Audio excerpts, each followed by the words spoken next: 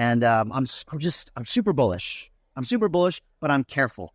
We all have to take profits. We can't get crazy. In the next 12 months, I think everybody needs to make intelligent decisions. That's what I'm trying to tell all my people. Bitcoin Zella stands out with its simplicity and clarity. We've crafted an experience that anyone can dive into, whether you're a crypto expert or just a new to the crypto world. Now guess who keeps his eye on us? The author of best-selling book Rich Dad Poor Dad, Robert Kiyosaki. And we want to take this opportunity and thank all the people who trusted us, and we read every comment. And the best part, it's free. Subscribing now means you will get all new information for free. Don't just follow the trends, stay ahead of them. Subscribe to Bitcoin Zella today and enjoy the new edge. LondonReal's Brian Rose, a former Wall Street trader and twice mayoral candidate, shares his insights into the evolving world of crypto, the rise of blockchain in Asia, and the global impact of crypto on freedom, making the case for why digital ownership is key to personal liberty. Now we got rate cuts. That hasn't happened in 4 years.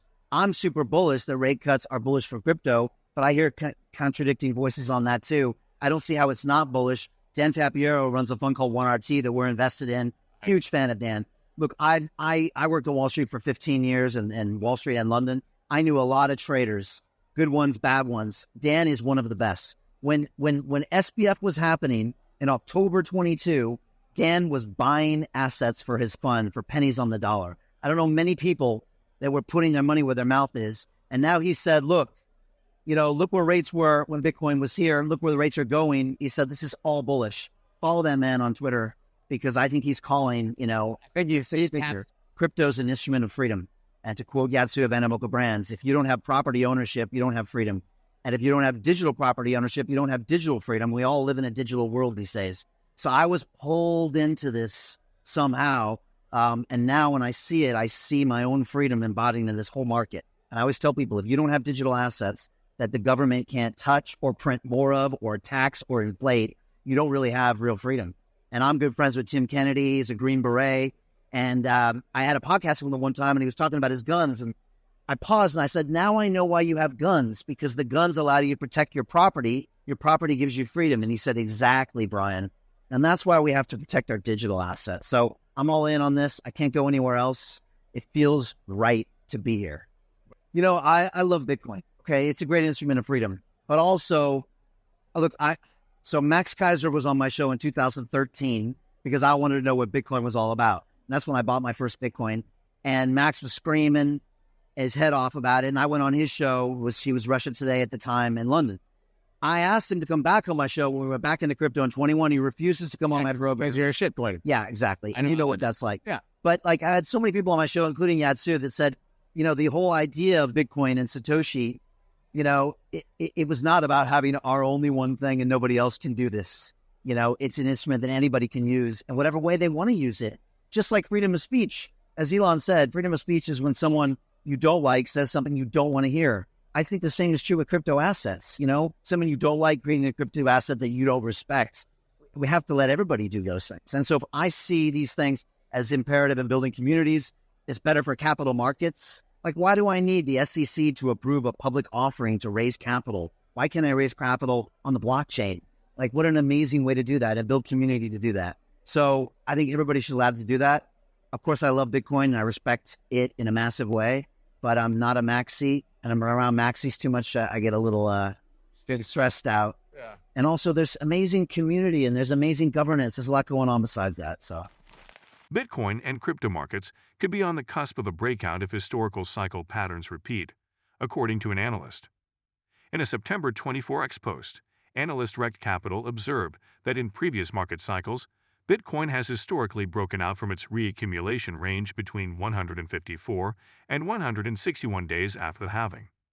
This cycle's BTC halving occurred on April 20, 157 days ago, so we are within the breakout time frame, he said, adding, history suggests it is breakout time for Bitcoin. During the 2016 halving year, BTC broke out of the range-bound accumulation phase 154 days after the halving, while in 2020, it broke out 161 days after the halving. The analyst highlighted that history doesn't always repeat in a copy-paste manner, but if it were to do so in this cycle, then Bitcoin should be breaking out from its reaccumulation range in the next handful of days this week. The analyst has also compared periodic returns, noting that September is usually bearish for Bitcoin, and the fourth quarter usually sees better returns. However, on September 21, he said, "Who would have thought Bitcoin would print its highest ever average return for the month of September in this cycle?" BTC has risen by around 9% in September, beating its second-best September in 2016, when it made 6% gains in the month. Additionally, 9 of the past 11 October months have seen positive returns for Bitcoin, with bull market months such as October 2017 and 2021 seeing greater gains of 48% and 40%, respectively. Bitcoin has been trading sideways for the past 6 months, but would need to break its previous peak of $73,738 to enter a new price discovery range. It is only 14.6% away from that level. BTC price has been trading down 1.7% over the past 24 hours at $62,863 at the time of writing, according to CoinGecko. It hit a monthly peak of $65,600 on September 23. Also, like, I'm ex-Wall Street, and so to see what BlackRock is doing with real-world assets, they're actually tokenizing treasuries, they actually have their own coin, that BIDL coin or whatever. I mean, that blows my mind. And I've been talking to a few other RWA projects that are actually tokenizing securities. That blows my mind that that's actually happening. Obviously, BlackRock and Larry Fink, the chief marketing officer for Bitcoin, has Sailor jokes, which is amazing. This is super positive. So, look, a lot of people talk about RWA and they're not doing RWA, but I'm bullish on that for the future. Look, blockchain-based AI, I'm a big fan of decentralized, open source AI. I'm very concerned by the same companies that censor me now censoring me with AI. Very concerned about that. So we do a bunch of those investments. I'm bullish on that. I want to know where my information comes from, not that it's spit out from Google and it tells me the answer. So I'm worried about that. I'm bullish. We're huge fans of Animoca Brands. About 8 investments with Yad. I've had him on the show 8 times. He's an extreme visionary. I actually think he's the next Elon Musk, really. And so I'm bullish on gaming. My kids play games. But we need something to bring people into crypto. And obviously the game has to be fun first. That's actually happening. So I guess these are the things I'm bullish on. But it's going to take time. I made a video the other day. You know, I'm the same way. I'm harsh on myself in the short term, but I don't give myself enough of credit in the long term. And that's what we're like as humans. And so, again, last year, Bitcoin was less than half of the price of where we are now. If you go follow Dan Tapiero, he'll tell you about the size of the wallets and all these things that are increasing.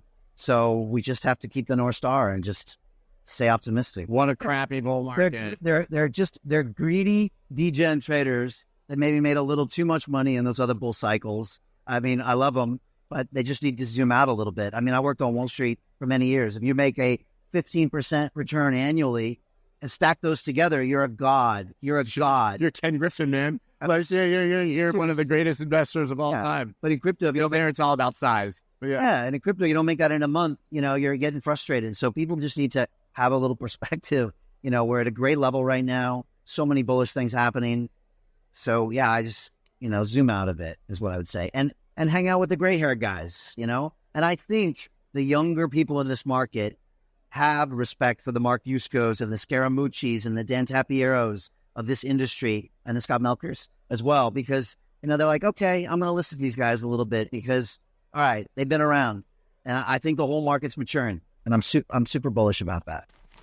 After a long period of silence on her potential policies regarding the cryptocurrency sector as she wins the United States presidential election race in November, U.S. Vice President Kamala Harris has finally spoken up, revealing her position and plans vis-a-vis this industry.